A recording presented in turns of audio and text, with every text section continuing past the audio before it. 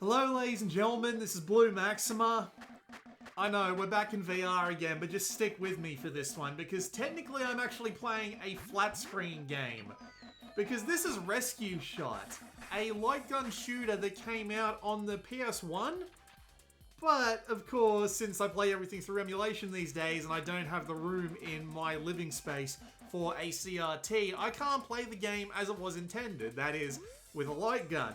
However, thanks to the invention of Emu VR, which is basically a equivalent of virtual cinema but for retro video games, you can now play light gun games in VR using your controllers as a light gun and just having the games be displayed on TVs.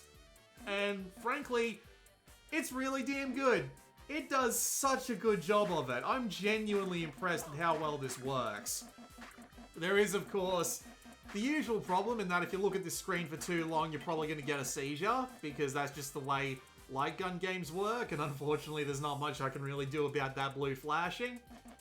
But other than that, it genuinely works great. A little bit of configuration with the way the game handles like the tilt of the gun, a little bit of just shooting the middle of the screen a few times to make sure I understand how that works, and it's miles ahead of trying to play this sort of game with a cursor or with a controller, which you can technically do, but it's a pain in the ass.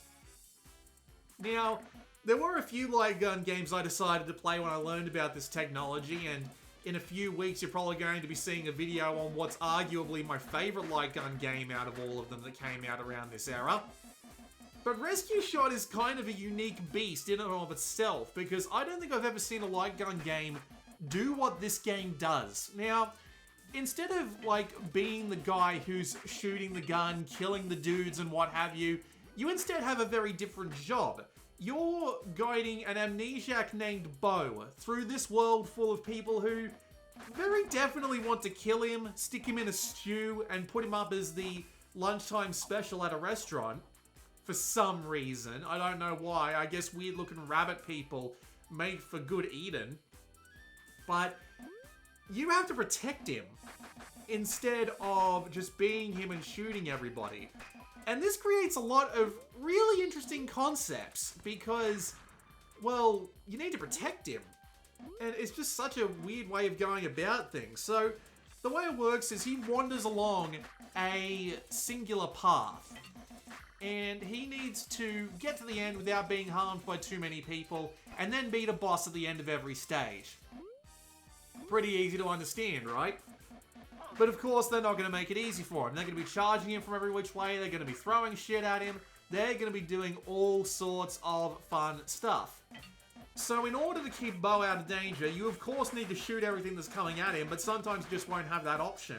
So you've got the option to shoot him in the face, which will knock him over, and you've got the option to shoot him in the ass, which will make him jump.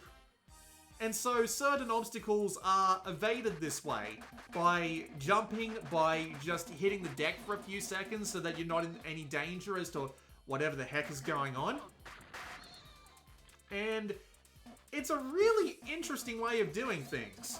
And it's immensely satisfying when you manage to figure out the way past a particularly hard part of the stage, by knocking him down flat on his head so you can hit the enemy that's charging directly at him, then jumping so that you can avoid the uppercut on another guy that's coming in, just getting those precise shots out so that you can absolutely wipe the floor with anything that's coming your way. And it all works. Also really helped out by the fact that the game's world is kind of insane. There's all sorts of weird creatures everywhere.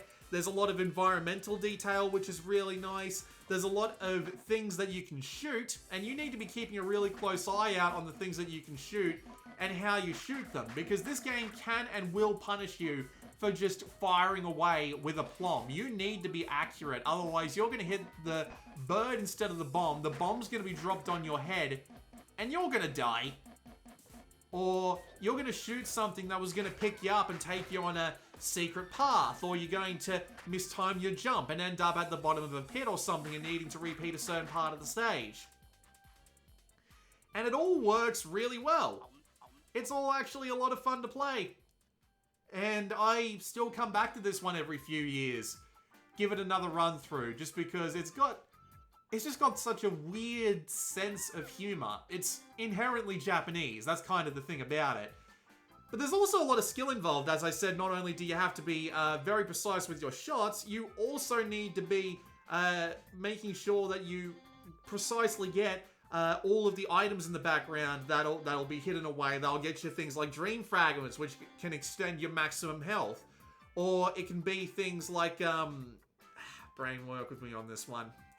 Yeah, it can be things like dream fragments. It can be things like enemies in the background. They'll give you a ton of bonus points. It'll be a bunch of different things. Not to mention, if you very specifically shoot every enemy in a wave at certain parts of the game, you'll get bonus items for it. So the game is easy to learn, hard to master. Which is good, considering that it doesn't last 2 hours. Which, to be fair, is a fair bit longer than some rail shooters of its day. But it's still definitely not the longest game in existence, you know? It's also got 3 difficulty levels. Hard is very hard. Like, they are not goofing around when you play hard, because while I think the layouts of all the enemies are the same between difficulties, the way that their AI reacts and how fast it reacts to certain stimuli, whether it be how close you are or how you hit them with a bullet, changes up, and therefore it makes the game a little bit different. Although there's very little in the way of alternate routes, overall bonus stages, or anything like that. It's a very linear game. You'll be going from end to end, and that'll be the end of it, basically. And there's no, like, secret modes or anything to unlock, unlike a game like Ghoul Panic, which I also like, which has a bunch of different modes to keep you busy. It is also helped out, though, by the boss fights, which are a pretty big challenge. You are going to get hit a couple of times through them. And they're all just kind of as crazy as the rest of it. But yeah, I really like Rescue Shot.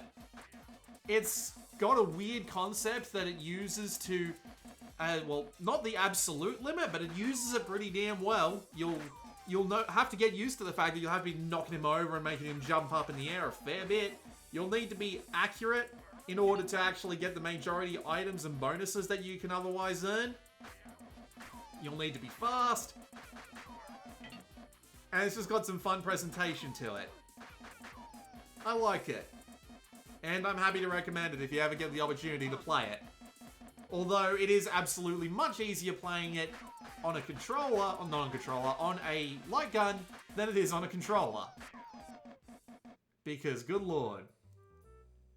Although I do kind of appreciate Bo's swagger right there. He's just like, nah, I don't need a Prince special, I'm just gonna wander off. Although he's kind of just standing there. Little bastard, leaving me to do all the work. Yeah, anyway, I'm gonna shut up and let you watch another stage of gameplay.